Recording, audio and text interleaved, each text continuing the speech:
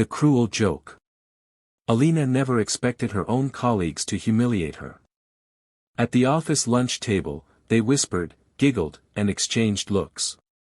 Then one of them said, "Alina, we signed you up for a blind date tonight. Don't worry, he's perfect for you." But Alina wasn't stupid. They never invited her to anything. She knew it was a setup, a joke to embarrass the quiet girl who minded her own business. Still, she showed up. Not for them. But because she wanted to prove to herself that she wasn't afraid. The man waiting at the restaurant. When she entered the fancy restaurant, her heart almost stopped. A tall man in a charcoal suit stood up the moment he saw her. Sharp jawline, warm eyes, presence like someone used to being obeyed. "Alina?" he asked gently. She blinked. "Yes, but I think there's a mistake." He smiled. "No mistake. I've been waiting for you." She sat, confused. He wasn't laughing at her. He wasn't texting someone, making fun of her. He looked, genuinely happy to see her. What she didn't know.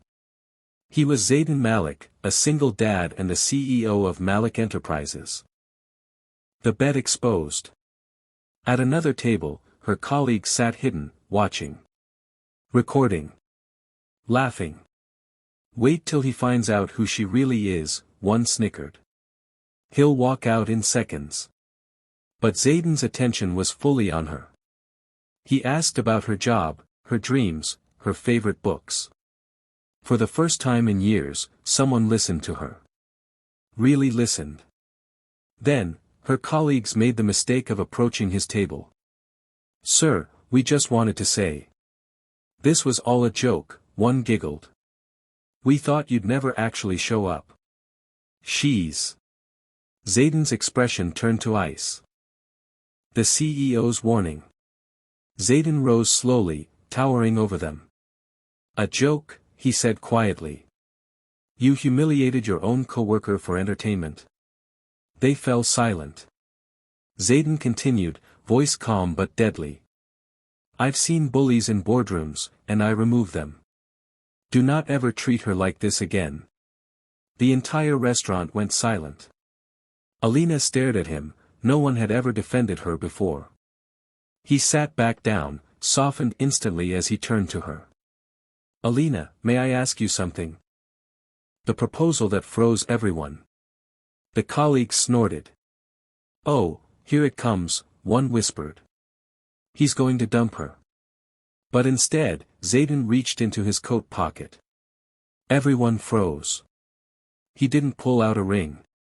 But a small velvet box with a silver bracelet containing a charm shaped like a tiny book. "Alina," he said, "this is not a ring." "Not yet." Her breath caught. "But I want to ask you something serious." He took her trembling hand. "Will you consider giving me and my daughter a place in your life?" A gentle, sincere proposal, not of marriage, but of a future. The restaurant gasped. Her colleagues' faces turned pale. Alina whispered, "Why me?" Zayden smiled. "Because you're the first person I've met in years who is real, and who doesn't pretend." A new beginning.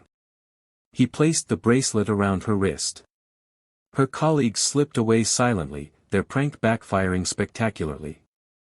Zayden stood and extended his hand. "May I take you on a real date now?"